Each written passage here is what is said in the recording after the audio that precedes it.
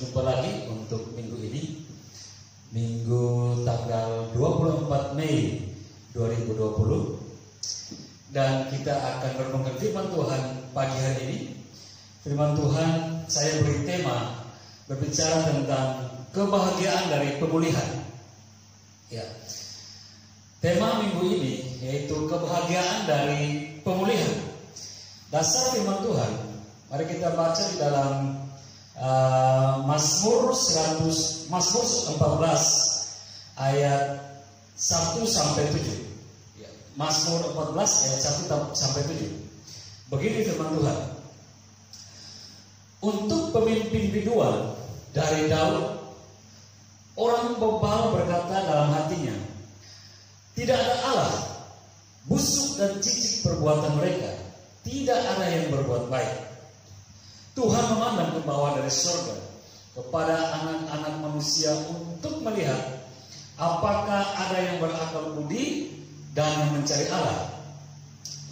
Mereka telah menyeleweng, semuanya telah bejat, tidak ada yang berbuat baik, seorang pun tidak. Tidak sadarkah semua orang yang melakukan kejahatan, yang memakan habis umatku seperti memakan roti, dan yang tidak berseru kepada Tuhan? Di sanalah mereka ditimpa kekejutan yang besar, sebab Allah menyertai angkatan yang benar. Kamu dapat mengolok-olok maksud orang yang tertindas, tetapi Tuhan adalah tempat perlindungannya. Ya, datanglah kiranya dari Sion keselamatan bagi Israel. Apabila Tuhan memulihkan keadaan umatnya, maka Yakub akan bersorak-sorak, Israel akan bersukacita. Ya, jemaat terkasih, Allah sempurna dalam jalannya. Amin ya. Allah itu sempurna, maka jalan-jalannya juga adalah sempurna. Karena itu, Ia pun sempurna dalam memberikan pembelaan dan perlindungan kepada umatnya. Kita sepakat di situ dulu ya. Kalau kita mengakui bahwa Allah kita sempurna, segala jalannya sempurna, maka pembelaan dan perlindungannya juga untuk kita itu adalah sempurna adanya. Nah, kalau kita baca Mazmur 14 tadi dari ayat 1 sampai 7, ini bagaimana Allah memberikan pemulihan kepada umatnya dari segala bentuk masalah yang dihadapi oleh umatnya dan menggantikannya dengan kebahagiaan yang sempurna. Jadi semuanya sempurna di dalam Allah ya. Nah, jadi kalau kita baca tadi ayat 1 sampai ayat 7 di dalam pasal 14, Mazmur itu mengatakan bahwa luar biasa kita lihat di situ bahwa Allah memberikan suatu pemulihan kepada umatnya dalam menghadapi segala persoalan dan menggantikan dengan kebahagiaan yang sempurna. Wow. Tapi kita mau merenungkan dan kita mau pelajari baik-baik ini untuk kita bisa melihat kebenaran firman ini. Nah, ini dalam konteks berbagai persoalan yang kita alami, tidak satu dua persoalan, tapi semua persoalan. Tambah lagi kita masih dalam PSBB, masih dalam lockdown, masih situasi semuanya seperti kejepit, terhimpit dan terkungkung oleh karena pergumulan satu global dunia ini, dan sepertinya manusia tidak berdaya, dan dengan wabah ini datang begitu banyak persoalan makin umat manusia alami, entah itu persoalan kesehatan, entah persoalan maut itu begitu dekat, entah persoalan itu pekerjaan yang mulai amburadul, ekonomi sepertinya mulai gonjang-ganjing, dan itu berdampak kepada makan minum, kepada keluarga dan lain sebagainya, sehingga dalam seluruh kehidupan manusia ini seperti sudah terganggu dengan adanya wabah seperti ini. Nah, dari sini kita perlu memberikan suatu support kekuatan kita. Kita perlu mengimunisasikan diri kita dengan kebenaran rohani supaya kita memiliki kekuatan di situasi yang sulit ini. Nah, banyak perkara-perkara hebat yang kita bisa dapatkan dari catatan-catatan firman Tuhan untuk menjadi imun bagi diri kita, dan itu menjadi dasar kekuatan kita menghadapi segala persoalan dunia yang mulai makin jahat ini. Ya, Nah, kali ini saya boleh bawa kita untuk merenungkan dari Mazmur 14 ayat 1 sampai 7. Nah, dalam hal apa saja yang Tuhan pulihkan, kan gitu ya. Dalam hal apa saja yang Tuhan pulihkan, sekaligus memberikan perlindungan supaya kita tidak menjadi lemah, kemudian jatuh dan kalah. Ya. Jadi dalam hal apa Tuhan memberikan pemulihan sekaligus memberikan perlindungan supaya kita tidak menjadi lemah, kemudian jatuh dan kalah di dalam pertandingan iman kehidupan rohani kita sebagai anak-anak Tuhan di dunia ini. Nah, ada dua hal besar di sini yang terkait dengan ini. Dalam pemulihan yang Tuhan kerjakan, pembelaan dan perlindungan Tuhan kerjakan dalam diri kita. Satu, ini kaitannya dengan berbicara persoalan intimidasi.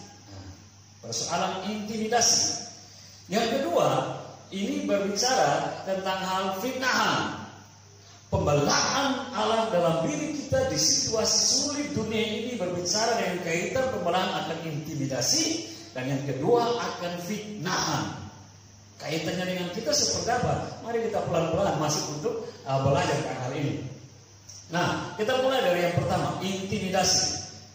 Ini tentang hal apa? Dari intimidasi, maka tadi kita memulai dengan bahwa Allah memberikan pemulihan dari hal membela dan memberikan perlindungan. Ini kaitannya dengan intimidasi, berarti ini berbicara tentang dibebaskan dari intimidasi. Dasar firman Tuhan dari Mazmur 14 ayat 1 sampai 5. Bagaimana itu intimidasi yang kuat bagi orang-orang percaya. Nah, jemaat Tuhan, kita hidup sekarang ini ada di dalam zaman yang penuh dengan kejahatan. Kita sadari dulu ini ya. Jadi sekarang ini kita hidup di zaman atau di masa atau di waktu dunia ini makin penuh dengan kejahatan. Efesus 5 ayat 15-16. Karena itu perhatikanlah dengan seksama bagaimana kamu hidup. Jangan seperti orang bebal, tetapi seperti orang arif. Dan pergunakanlah waktu yang ada, karena hari-hari ini adalah jahat. Aduhai, pergunakanlah waktu ini dengan sebaik-baik mungkin, karena hari-hari ini adalah jahat. Ini firman Tuhan yang mengatakan hari-hari ini adalah jahat. Bapak Ibu setting aja di televisi, Bapak Ibu baca aja, entah itu majalah kertas, majalah online, majalah elektronik, Bapak Ibu pasti akan temukan kalau dibuat tabel, oke lah, kalau dari 100% mungkin 40% hal-hal yang baik, tapi 60% itu segala macam kejahatan yang luar biasa. Sekarang kehidupan makin bebas, laki-laki kawin dengan laki-laki. Bahkan baru saja saya melihat viral di video itu, sepertinya seorang laki-laki bisa melahirkan. Dan di situ pertanyaan, dari mana laki-laki itu bisa melahirkan? Ini kan suatu dunia yang gonjang-ganjing, dunia yang sudah seperti angka merata. Ini mau bawa kemana ini dunia ini, kan gitu, dengan cara kehidupan yang sekarang. Itu firman Tuhan bilang hari ini makin jahat. Apa yang belum terjadi sekarang sudah terjadi, dan kejahatan ini lebih luar biasa. Tingkatnya, grafiknya lebih daripada kejahatan yang zaman dahulu. Dan memang terbukti. Coba saja deh kita searching dan kita baca, baik itu majalah elektronik, di televisi, dan majalah koran dan lain sebagainya. Itu kejahatan-kejahatan yang luar biasa. Pembunuhan sepertinya menjadi suatu menu tawaran yang menjadi bacaan. Segala macam perkosaan dan pernikahan yang tidak sesuai dengan kehendak Tuhan, itu semua seperti hal yang sudah tidak tabu lagi, dan semua sudah biasa, dan orang apa saja bisa melakukannya. Bukankah ini kebenaran firman Tuhan dalam Efesus? Memang kita ada di dunia yang makin jahat. Sehingga kalau kita berpikir seperti itu, kita akan mumet sendiri dan kemana dunia ini ya. Cepat-cepat balik ke firman Tuhan. Gak usah kita pikir terlalu susah. Itu bukan urusan kita. Mari kita bawa dalam kebenaran pikiran kita, dalam kebenaran Alkitab. Terus mempersiapkan waktu, karena ini hari jahat, supaya kita bisa bijaksana menjalani kehidupan yang Tuhan masih percayakan kepada kita di dunia ini. Nah, ini kaitannya pertama, Tuhan memberikan pembelaan terus kepada kita dari intimidasi dunia ini. Sebab apa? Kejahatan dihadirkan oleh iblis untuk mengintimidasi kita orang yang percaya. Agar apa? Satu, melawan Allah sendiri. Iblis gak mau kalau dia melawan Allah sendiri dan dia binasa, kan gitu. Binasa sendiri. Tapi dia mau juga kita ciptaan-ciptaan yang disayang Tuhan ini, manusia. Dia mau supaya kita juga jatuh bersama dia dan dibinasakan bersama-sama dengan dia.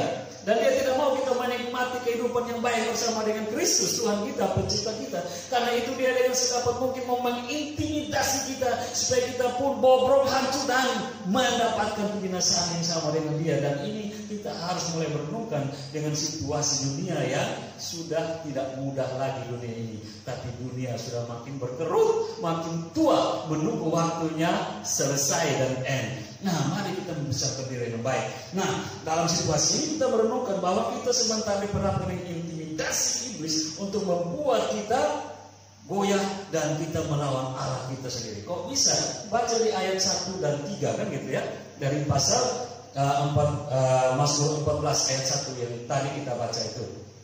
Nah, karena situ dikatakan bahwa apa? Katanya tidak ada Allah. Bayangkan. Katanya tidak ada Allah. Supaya apa? Supaya kita tidak perlu takut kepada siapapun. Nah, kalau nggak percaya Allah yang paling hebat, Allah yang tiada tertandingi itu. Nah, kalau kita sudah diintimidasi dan dipengaruhi bahwa tidak ada Allah, nah kita sudah tidak takut lagi kepada Allah. Siapa lagi yang kita mau takutkan gitu? Nah, ini maksudnya menghadirkan suatu kehidupan yang kacau, suatu kehidupan yang chaos, suatu kehidupan yang tidak bertuan dan semua orang bisa melakukannya. Dan entah bagaimana kita mengukur kejahatan itu. Wah, luar biasa. Hidup tanpa Allah bagaimana ya kan gitu dunia ini. Tetapi itu coba dihadirkan iblis untuk mengintimidasi kita, untuk mengatakan bahwa Allah tidak ada. Mari kita hidup bebas, kita hidup segala sesuatu. Pokoknya apa yang kita berpikir, kita ingin lakukan saja. Karena memang tidak ada lagi norma-norma, tidak lagi etika, tidak lagi hukum yang mengatur kita tentang kehidupan yang benar dan baik. Karena kita anggap bahwa Tuhan sudah tidak ada dan itu maunya iblis. Jemaat Tuhan, kita harus berhati-hati dengan kondisi seperti ini. Iblis bisa hadir dengan intimidasi seperti ini untuk membuat kita berpikir, ya sudah kita hidup, memang kita hidup. Dan kita sendiri hidup menurut kita mau yang kita mau. Dan karena memang ini hidup milik kita, dari apa yang kita mau, kita lakukan saja, kan gitu. Dan itu, sekali lagi, itu adalah pekerjaan korek-koreknya iblis untuk mempengaruhi kita. Nah, hal ini akan menjadi suatu pergumulan yang berat bagi orang percaya dalam menjalankan kehidupannya. Iya, hal ini akan menjadi pergumulan berat bagi orang-orang percaya, orang-orang benar yang sudah ditebus Kristus menghadapi intimidasi ini. Kok bisa? Perhatikan 2 Petrus 2 ayat 7 sampai 8. Berbicara tentang pengalaman kehidupan orang-orang benar, pengalaman kehidupan orang-orang percaya di tengah dunia yang jahat. Apa yang tersiksa batin mereka, roh mereka, jiwa mereka tersiksa di tengah situasi dunia yang jahat, yang tidak lagi hidup menurut hukum-hukum Tuhan, yang tidak lagi hidup menurut norma-norma yang dikehendaki Tuhan, tapi yang semua gue. Dan ada orang percaya hidup di tengah-tengah kelompok jahat itu, dia akan merana. Tetapi ia, yaitu Allah, menyelamatkan Lot, orang yang benar, yang terus-menerus menderita oleh cara hidup orang-orang yang jahat, yang tidak mengenal hukum dan yang hanya mengikuti hawa nafsu mereka saja. Sebab orang benar ini tinggal di tengah-tengah mereka dan setiap hari melihat dan mendengar perbuatan-perbuatan mereka yang jahat itu, sehingga jiwanya benar tersiksa. Jadi jiwa yang benar itu tersiksa. Tersiksa bukan karena tidak ada makanan, tersiksa bukan karena kekurangan uang, tersiksa karena bukan pekerjaannya morat-marit, tersiksa karena kehidupan jahat yang coba dihadirkan dunia ini. Dan orang yang benar akan tersiksa batinnya akan jiwanya dan tidak sanggup untuk hidup seperti itu. 2 Petrus 2 ayat 7 dan 8. Ini intimidasi iblis supaya kita tidak bisa bertahan. Dan akhirnya kalau kita tidak bertahan dan kita mulai melihat, oh semua melakukan apa yang jahat itu enjoy saja. Semua yang melakukan apa yang tidak berkenan pada Tuhan yang tadi kita berpikir, tapi semuanya seperti diberkati dan baik-baik saja. Nah, kalau kita benar pada Tuhan, kita percaya pada Tuhan, dan kalau kita masih waras dalam rohani, tentunya jiwa kita akan teriris. Batin kita akan tersayat-sayat karena melihat kejahatan itu. Tapi kalau nanti kita melihat kejahatan itu dan batin serta jiwa kita nggak teriris-iris, tidak tersiksa, dan akhirnya kita terjerumus, berarti kita bukan orang yang percaya. Kenapa? Kita dalam poin seperti ini, kita sudah termakan intimidasi iblis dan kita sudah turut jatuh kepada kejahatan yang sama. Karena tidak ada lagi perasaan teriris, tidak ada lagi jiwa yang teriris dalam kebenaran dan kepercayaan kita, karena kita anggap semuanya baik-baik saja dalam kejahatan itu. Nah, kita harus hati-hati karena dia memulai dengan kata tidak ada Allah. Tidak ada Allah. Ini intimidasi iblis supaya dengan kuat bagaimana menjerat kita dan menjatuhkan orang-orang yang percaya kepada Kristus. Nah, kita harus hati-hati untuk hal seperti ini. Nah, dari sini Tuhan tidak mau kita terintimidasi dan akhirnya kita lemah dan kalah. Tapi Tuhan juga menjadi kekuatan bagi kita. Tuhan menjadi pelindung bagi kita. Dan Tuhan menjadi titik kemenangan bagi kita. Sehingga ada cara yang Tuhan mampukan kita untuk bisa melepaskan dia dari intimidasi itu. Sebab dia menjadi kekuatan, dia menjadi perisai. Bahkan dia menjadi jalan keluar bagi kita yang terbaik. Asalkan kita mau tetap bertahan dalam iman kita, dalam kepercayaan kita, dan terus mau berpegang kepada kebenaran firman Tuhan. Ada kan kalau kita sudah bertemu dengan orang persoalan yang jerat, ya sudah terjun dulu gitu ya. Main-main dengan keadaan dosa itu, ya nggak apa-apa sekarang ini lakukan dulu, nanti ada waktu bertobat. Hati-hati, Tuhan tidak mau dipermainkan kan kata firman Tuhan. Nah, itu sebabnya kalau kita sadar itu jahat, mari kita kuat dalam Tuhan, mari kita berpegang dalam firman Tuhan supaya kita tidak mau terintimidasi dan kalah. Karena itu semua pekerjaan iblis untuk merongrong kita. Itu yang pertama, maksud intimidasi ini untuk kita melawan Tuhan. Jadi hati-hati ya, kasih Tuhan. Kalau kita sudah mulai merasakan ada suatu jebakan untuk kita dan kita berpikir ini salah, mari kita mulai lihat kebenaran ini. Itu intimidasi iblis untuk mempengaruhi kita dan kita melawan Allah. Iya benar, kita melawan Allah. Kalau kita sudah melanggar dalam suatu perbuatan jahat, pastinya kan kita melawan Allah. Sebab tidak ada Allah dalam kejahatan itu. Allah dalam kebenaran. Sehingga kalau kita melanggar dalam kejahatan, berarti kita menjadi seteru Allah, menjadi lawan Allah. Karena itu berhati-hati. Apapun bentuknya, berhati-hati. Iblis lihai, iblis licik, dan dia mampu mempengaruhi orang tanpa sadar. Dengan angin sepoi-sepoi kita bisa tumbang. Nah, ini mulai menjadi pegangan bagi kita. Di tengah situasi permulaan berat, mari kita perhatikan. Ada trik-trik iblis yang bisa menjauhkan kita dan akhirnya membuat kita menjadi seteru Allah, menjadi lawan Allah. Kita harus bangun diri kita dalam suatu kebenaran firman Tuhan. Kita harus bangun dengan suatu kehidupan rohani yang berkenan kepada Tuhan. Tertatih-tatih oke, tapi mari kita mulai beranjak naik seturut kehendak Tuhan, dan Tuhan akan menjadi pembela yang sempurna bagi kita. Itu poin pertama dari itu bagian pertama dari poin 1, intimidasi. Poin kedua dari intimidasi ini yaitu apa? Iblis mempengaruhi kita, mengintimidasi kita dengan maksud apa? Membunuh kita, membunuh orang percaya. Ayat 4 kan itu dari Mazmur 14 ayat 4. Dia mengintimidasi kita setelah dia mempengaruhi kita dengan dapatkan kita lalu kekuasaannya. Tujuannya apa? Membunuh kita. Tidak ada dia kasih berkat, karena berkat datang dari Tuhan, bukan dia. Sehingga kalau dia sudah menguasai kita, dia yang adalah binasa, dia juga akan menjerat kita, menyeret kita, dan masuk dalam suatu kebinasaan yang kekal bersama dia. Hati-hati. Setiap bujuk rayu iblis pasti datang dengan suatu tampilan yang baik, dan kita tidak mau terkecoh dengan intimidasi itu. Kita tidak mau terkecoh dengan bualan seperti itu. Karena kita sudah memiliki yang terbaik dalam rumah kita, yaitu keselamatan di dalam Kristus.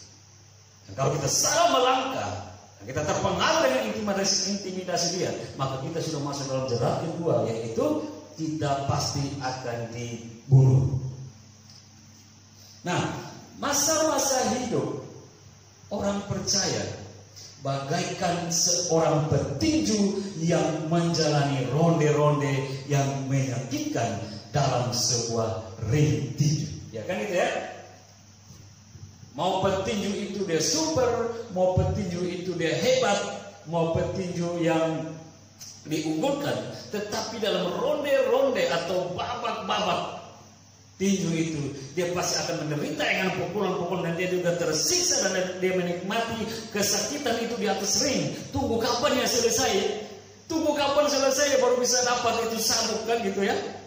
Kapan selesai? Aduh, seandainya 12 ronde, baru satu ronde udah baru saling pukul. Aduh, kapan ronde kedua? Ronde kedua, kapan ronde ketiga? Baru ronde ketiga, aduh masih jauh ronde 10. Udah sampai ronde 10, kapan selesai ya? Masih 2 ronde lagi. Nah itu. Tersiksa seperti itu jika kita menjalani suatu kehidupan yang benar di dunia ini. Orang percaya bagaikan seorang petinju yang menjalani ronde-ronde menyakitkan seperti itu. Mengapa? Karena setiap kali, setiap hari, setiap waktu, setiap detik, setiap jam kita melangkah kaki kita dalam suatu pertempuran rohani, dan pertempuran rohani ini memang sangat menyakitkan bagi kaki kita. Bagaimana kita bisa melewatinya? Dan itu memang kadang menjadi pergumulan, sehingga hanya orang yang di dalam Tuhan yang mampu bertahan. Tapi orang yang mulai coba-coba berbagi hati, mendua hati, akan terseret dan keluar dari ring tinju kebenaran rohani dan mengaku kalah terhadap iblis dan menjadi bagian dari iblis. Nah itu hati-hati. Memang kadang-kadang kita diperlakukan dengan berbagai macam tantangan dan pergumulan, tapi itu menjadi pelatihan kita, itu menjadi ring kita untuk membuktikan bahwa kita orang-orang percaya dan kita kuat. Sampai di dunia yang makin jahat ini pun kita akan tetap menjadi pemenang kalau kita mengurus rohani kita, kalau kita merawat rohani kita, dan kita membangun suatu kehidupan yang berkenan pada Tuhan. Ini ring tinju iman kita, rohani kita, tapi kita tahu bahwa kita sudah akan menjadi pemenang karena ada yang bersama kita, yaitu Yesus sendiri. Ya, sasaran yang diincar iblis, sasaran yang diincar iblis kepada orang percaya itu cuma 2. 1, ini berbicara tentang iman, dan yang kedua ini identitas. Jadi intimidasi yang iblis bangun dengan maksud untuk menyerang apa? Menyerang iman kita, dan yang kedua menyerang identitas kita. Apa itu? Iman, kita melihat pertama. Iblis menyerang iman kita supaya apa? Untuk tidak percaya lagi kepada Tuhan. Kalau you percaya Tuhan, you masih kuat-kuat dengan Tuhan Yesus. Ini di dunia sekarang ini, lu udah mulai bergumul dengan masalah ekonomimu, masih lama, terlalu jauh, doamu belum sampai ke surga, sehingga dengan demikian berkatmu belum turun. Ini sekarang udah ada di depanmu. Lu mau tunggu yang masih lama? Apalagi ini lockdown, nggak ada pesawat turun dari atas ke bawah kan gitu ya. Lu masih tunggu kapan lockdown yang dibuka? Ini sudah ada di depanmu. Ambillah. Kira-kira seperti itu kalau kita mengilustrasikan tawaran iblis itu sepertinya enak dan langsung menjawab kebutuhan kita, langsung menjawab persoalan kita. Dan kalau kita tidak tahu intimidasi ini jebakan, langsung kita menerima tawaran itu, dan kita nggak mau tahu lagi, nggak usah tunggu waktu Tuhan lagi. Ini udah ada di depan kok, soalnya ini juga yang saya butuh kok. Nah, hati-hati di situ. Iblis mengintimidasi kita dengan tujuan untuk nyerang iman kita. Nah, kalau dia udah dapat iman kita, maksudnya supaya kita tidak percaya lagi kepada Yesus. Terlalu lama Yesus engkau berikan pertolongan kepadaku, kan gitu ya. Iman kita sudah mulai down, dan itu kesempatan iblis menyerang, dan akhirnya kita down dan jatuh. Tapi dari sini kita mulai belajar. Memang kita akan diperlakukan seperti itu, tapi kita meyakini kita tidak sendiri. Allah tetap menjadi pelindung yang setia, dan Allah tetap menjadi pembela yang sempurna bagi kita. Nah, iblis mau menyerang iman kita untuk tidak percaya kepada Tuhan dengan menghadirkan berbagai masalah. 1 Petrus 1 ayat 6-7 itu bilang apa? Sekalipun sekarang ini kamu seketika harus berduka cita oleh berbagai-bagai pencobaan. Maksud semuanya itu ialah untuk membuktikan kemurnian imanmu. Gitu ya. Jadi semua persoalan yang diracik iblis, Ya, semua persoalan yang dibumbui iblis tujuannya untuk menyerang kita. Tapi kalau kita bisa bertahan dari semua jebakan itu, maka itu akan membuktikan kualitas iman kita, membuktikan kemurnian iman kita. Jadi poin yang pertama, ingat ya, iman kita menjadi sasaran iblis. Iman kita bisa menjadi sasaran iblis. Dan iblis tahu, iblis juga bisa baca kelemahan kita. Kalau kita kelemahannya dengan perempuan, dia bisa datang tawarkan perempuan-perempuan yang cantik. Dia bisa menawarkan perempuan-perempuan yang aduhai, yang berbodinya menggoda. Kalau dia tahu bahwa kelemahan kita ini laki-laki, dia bisa tampilkan laki-laki yang gagah, yang ganteng, yang berotot, dengan dompet yang tebal, kan gitu ya. Dengan tampilan yang aduhai. Kalau dia tahu kelemahan kita di uang, dia bisa tampilkan banyak harta, banyak uang yang bisa datang. Akhirnya kita menjual Tuhan dan pilih yang di sana. Kalau dia tahu kelemahan kita ini adalah tentang rakus jabatan, wow, dia bisa tampilkan jabatan-jabatan yang bisa menduhurkan kita. Dan kalau dia tahu banyak macam kelemahan kita, dia bisa hadir dalam kelemahan itu untuk menggoda kita. Hati-hati, iblis begitu licik. Dan dia bisa mencari celah untuk kita. Nah, dia cari celah ini apa? Nyerang iman kita. Tapi di dalam 1 Petrus 1 ayat 6-7 kita harus bertahan. Karena memang tujuan dia adalah nyerang iman kita. Tapi kalau kita bisa bertahan sampai akhir, maka kita membuktikan kualitas kita bukanlah kualitas orang percaya yang ecek-ecek, tapi kualitas iman percaya yang diberkati Tuhan. Karena Tuhan menjadi pembelanya. Kan gitu ya? Nah, kemudian setelah iman dia nyerang, maka dia juga mau menyerang apa? Identitas kita. Itu yang kedua. Iblis mempengaruhi kita sedemikian rupa sehingga kita lupa akan sifat keilahian yang seharusnya melekat dalam diri kita, yaitu kudus, benar, adil, kasih. Untuk kita lupa semua itu dan melakukan segala kejahatan bertentangan dengan yang baik-baik itu menurut kehendak iblis. 2 Tesalonika 4 ayat 5. Kami sendiri bermegah tentang kamu karena ketabahanmu dan imanmu dalam segala penganiayaan dan penindasan yang kamu derita. Suatu bukti tentang adilnya penghakiman Allah yang menyatakan bahwa kamu layak menjadi warga kerajaan Allah. Nah, kamu yang sekarang menderita karena kerajaan itu. Jadi ini adalah surat yang ditulis oleh Paulus, pujian Paulus bersama Silvanus dan Silas kepada jemaat di Tesalonika. Luar biasa jemaat ini, bahwa mereka bisa bertahan dalam segala badai tantangan, dalam segala badai cobaan godaan, dan akhirnya mereka membuktikan bahwa mereka adalah warga kerajaan Allah yang sekarang mereka harus menderita karena kerajaan itu. Perhatikan, jadi kalau kita mengalami suatu perjuangan hidup yang berat karena kita mempertahankan kewargaan kita sesungguhnya, yaitu warga negara surgawi, dan kita mengalami masalah, kita mengalami tantangan, kita mengalami pergumulan, kita mengalami cobaan, ingat, itu bukan terjadi pada kita sendiri. Jauh sebelumnya jemaat-jemaat baru di Tesalonika pun mengalami yang sama. Orang yang mengikut Tuhan, Alkitab mengatakan juga pikulah salibmu. Tetapi salib atau kuk yang Yesus kasih tidak berat, indah adanya. Asal kita mau nurut, tetap rendah hati, setia dan sungguh kepada Tuhan, Tuhan yang akan menjadi pembela itu. Tuhan yang akan membuat salib itu ringan.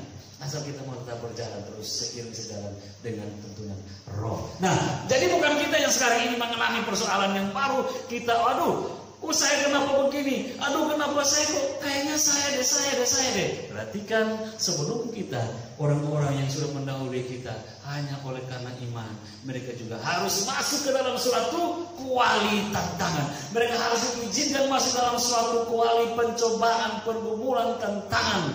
Tetapi akhirnya juga Paulus, Silvanus dan Silas memuji keadaan iman percaya dari orang-orang Tesalonika. Kalian hebat dan kalian telah membuktikan sesungguhnya kalian adalah kewarganegaraan Allah. Ya kan? warga kerajaan Allah. Tetapi warga kerajaan Allah itu kalian beroleh dari penderitaan-penderitaan, tantangan rohani. Wow, luar biasa. Memang menderita, memang pergumulan itu awalnya memang pahit kalau catatan Petrus begitu, tapi pada akhirnya manis yang membuat sukacita bagi orang-orang yang ada di dalamnya. Karena sekali lagi, karena kekuatan Allah sendiri yang menolong kita. Nah, itu yang pertama. Jadi bahwa Tuhan memberikan pemulihan dan di dalamnya ada perlindungan pembelaan. Satu, untuk memberikan kemampuan kepada kita menghadapi intimidasi iblis itu. Di dalam intimidasi itu, satu, dengan maksud iblis untuk kita melawan Allah, karena kita juga nanti bersama dia percaya bahwa tidak ada Allah. Dia menggoda kita untuk mengakui bahwa tidak ada Allah, dan memang kita kalau mengakui itu dan akhirnya kita jatuh. Kemudian dia mau buat kita, dia mengintimidasi kita ketika kita sudah lagi tidak percaya kepada Allah, maka dia dapat kita, dia mau bunuh kita. Itu bagian dari intimidasi. Dan Tuhan tidak mau kita gagal dengan intimidasi iblis itu. Nah, tetapi apakah iblis jerah? Jika yang tahap pertama kita menang, apakah iblis jerah? Hati-hati. Iblis itu luar biasa licik dan jahatnya mau membunuh kita. Dia tunggu waktu-waktu terbaik.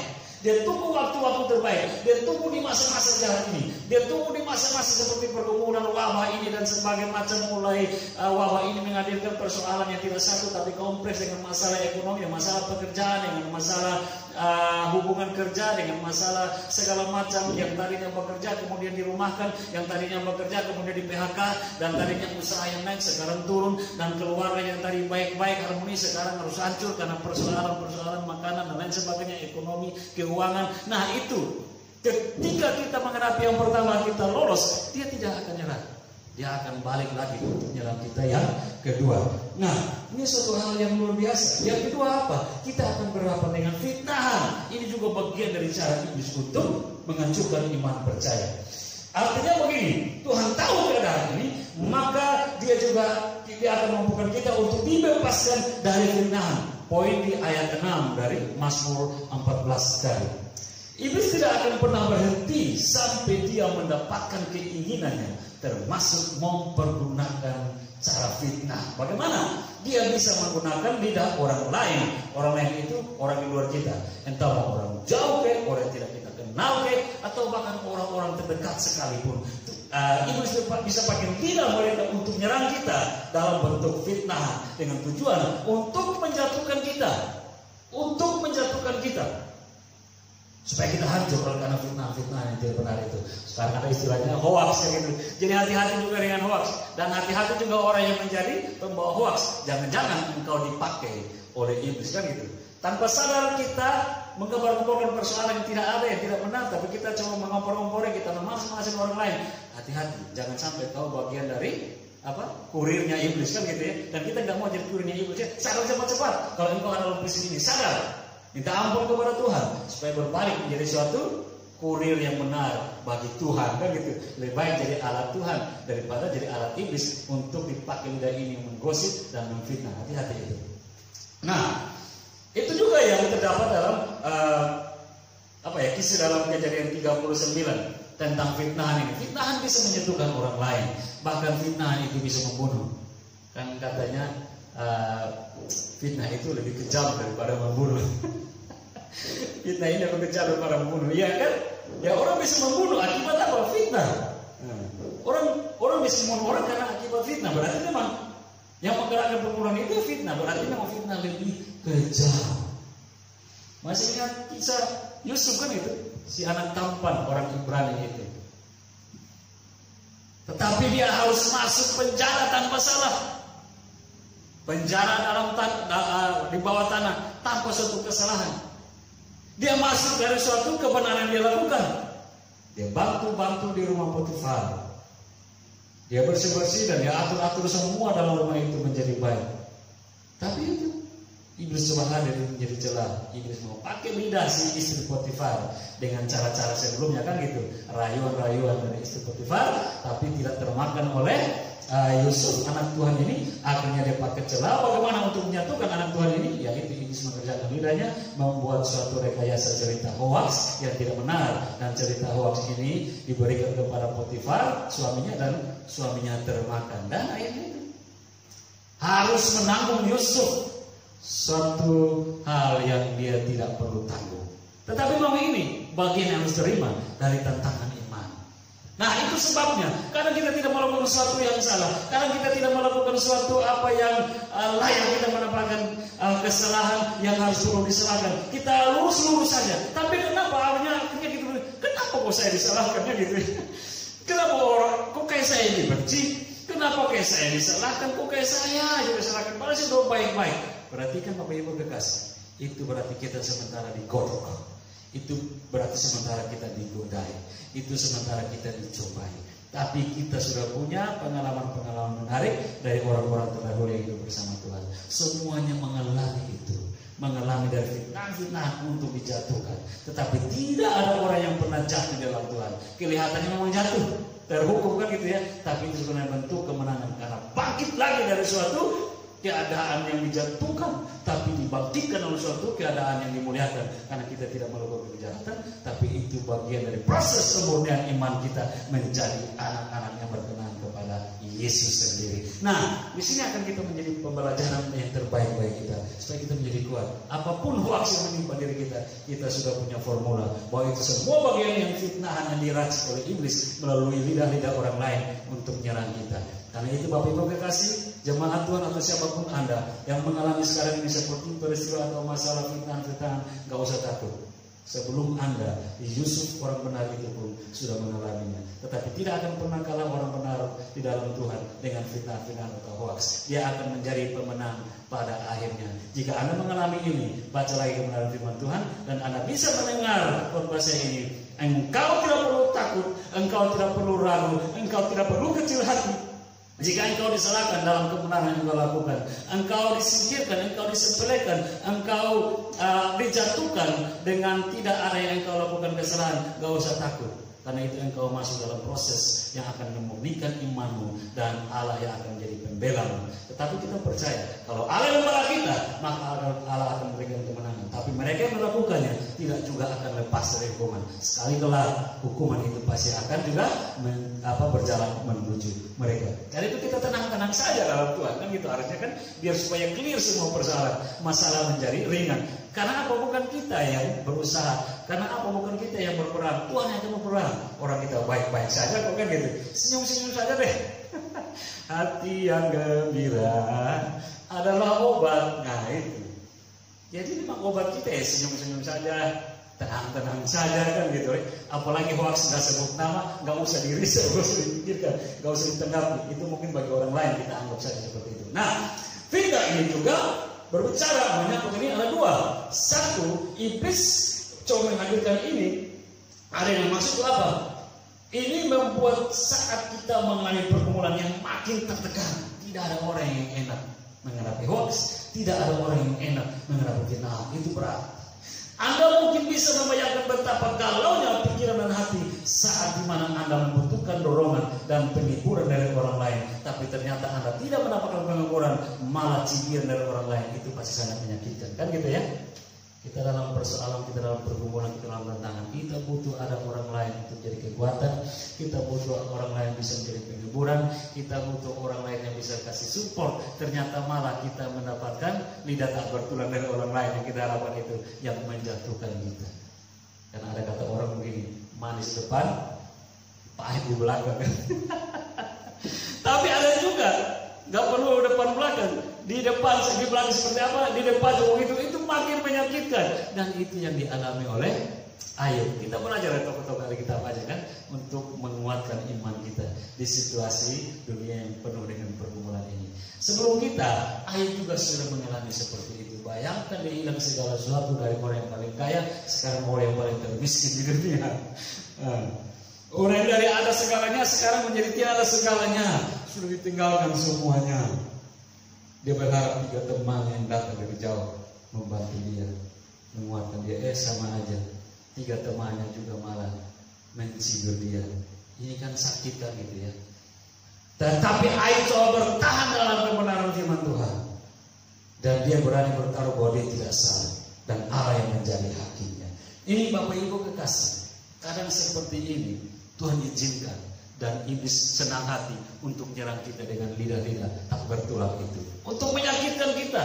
Fitnah ini kan menyakitkan kan itu. Untuk membuat kita kalau bisa tidak berdaya lagi.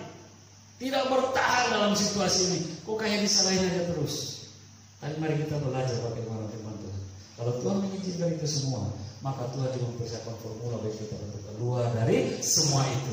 Dan Tuhan juga akan menjadi pembela dan perlindungan kita yang sempurna untuk meneraskan fitnahan itu. Yang kedua, yaitu fitnahan itu bisa hadir. Yang pertama saat kita mengalami pergumulan, makin berat fitnahan itu datang. Yang kedua saat kita melakukan kebenaran pun, kadang fitnahan itu diizinkan untuk datang. Dan iblis bisa pakai orang-orang dengan lidahnya yang tak bertulang untuk menyerang kita. Melakukan kebenaran pun masih bisa salah kan gitu ya. Oke lah kalau mungkin kita buat kesalahan, ya udah kita terima aja hoax, kita terima aja fitnah orang kita udah salah kan gitu. Tapi yang menyakitkan lagi nggak salah, disalah-salahin, difitnah, dihoaxkan gitu ya. Yang benar selalu ditolak oleh yang jahat. Ini hukum dunia sekarang. Yang benar disalahkan, yang salah dibenarkan, kan gitu ya. Makanya firman Tuhan jangan cari hakim dunia ini. Sebab tidak ada hakim yang benar. Carilah hakim yang benar itu dalam Kristus. Apapun persoalannya datang kepada Tuhan. Mintalah pembelaan dari Dia. Nah, ini juga dalam hal walaupun kebenaran. Karena kita tidak luput dari ujian ini. Ujian fitnah. Orang bisa salahin kita. Padahal kita sudah bela-belain untuk melakukan apa yang benar. Dan memang karena yang benar itu pasti ditolak yang jahat. Tidak selalu nilai positif yang kita peroleh ketika kita melakukan sebuah kebenaran. Ada saja kritik-kritik yang coba berusaha mencari celah. Ada saja penilaian-penilaian yang buat kita bisa jatuh dan mempersalahkan kita. Orang-orang yang melakukan kebenaran akan mendapatkan tantangan. Ingat, ini terjadi pada semua orang. Yesus pun dalam kapasitas manusia, dia juga tidak luput dari sini. Ya kan kalau kita baca di Injil banyak menceritakan hal itu. Setidaknya dalam Markus 6 ayat 1 sampai 4 menceritakan itu. Ketika di kampungnya sendiri, dia membawa pengajaran-pengajaran yang baik, pengajaran-pengajaran berhikmat, dan mereka mengakui, wah ini Yesus ini siapa ya, hebat sekali dia ya. Tapi akhirnya mereka tahu, bahwa Yesus ini juga orang sekampung yang mereka. Ini orang, dia anak tukang kayu. Dia anak tukang kayu. Saudara-saudaranya dengan kita ini kan. Nah dari situ mereka gak mau percaya dengan dia. Akhirnya Yesus marah, Yesus tegur yang keras. Yesus bilang apa dalam Markus itu? Memang seorang nabi tidak dihormati di mana-mana. Seorang nabi dihormati di mana-mana, kecuali di tempat asalnya sendiri, di antara kaum keluarganya dan di rumahnya. Nah seperti itu Yesus ditolak. Pada Yesus tidak berbuat kesalahan. Yesus pun disalah-salahin pada tidak melakukan kesalahan. Yesus pun tetap dikritik, tetap dicela, tetap disindir. Padahal dia manusia sempurna, dia orang yang benar. Nah, iblis coba menghadirkan ini untuk mematahkan semangat orang benar, untuk hidup benar dan tak percaya. Nah, kadang seperti hal seperti kecil ini, tapi ini menjadi pemicu, ini menjadi sumber untuk membuktikan orang yang tumbuh di dalam Kristus. Nah, kita harus hati-hati dan kita tidak kebal persoalan. Segala sesuatu bisa ada pada kita alami, tapi sekali lagi kita sudah punya kekuatan karena kita tahu pasti kalau Allah saja dalam Yesus mengalami semua pergumulan itu, berarti kita tahu kelemahan kita, dia juga yang akan menjadi pembela kita. Amin ya. Nah, tapi Tuhan tidak melepaskan itu. Itu beberapa hal yang menjadi persoalan kita yang berat. Namun setelah dia membuat kita menang dari semuanya itu tidak selesai, dia memulihkan keadaan kita. Dia memulihkan keadaan kita yang luar biasa. Itu sebabnya tema kita hari ini berbicara tentang apa? Kebahagiaan dari pemulihan. Kalau bicara tentang kebahagiaan dari pemulihan, itu kebahagiaan yang tidak hadir itu saja, tapi sudah melalui suatu proses tantangan, proses pergumulan, baru kebahagiaan itu kita nikmati sebagai pemulihan yang Allah kerjakan. Nah, sekarang kita masuk yang sebaliknya. Kalau yang tadi kita berbicara tentang pergumulan, tapi Allah membuat kita lolos semua itu. Sekarang dia bawa masuk ke dalam masa pemulihan. Nah, setelah Tuhan memulihkan semuanya, semua masalah yang kita alami atau keadaan jahat yang kita alami itu, Tuhan memberikan kelegaan. Pemulihan yang Tuhan kerjakan yaitu kelegaan. Ayat 7 dari Mazmur 14. Ya, datanglah kiranya dari Sion keselamatan bagi Israel. Apabila Tuhan memulihkan keadaan umatnya, maka Yakub akan bersorak-sorak, Israel akan bersukacita. Ya kan? Ini suatu pembalikan keadaan. Tadinya bergumul dengan segala sesuatu, air mata tumpah wayang di sana. Tapi sekarang Tuhan bawa kita kepada suatu titik baru. Air mata kita sudah ditampung di dalam firman-Nya Tuhan. Tuhan menggantikan suatu keadaan yang pulih dan luar biasa. Yakub bersorak-sorak, Israel bersukacita. Ini penggambaran bahwa kita akan mengalami suatu kebahagiaan sukacita yang tiada terkatakan.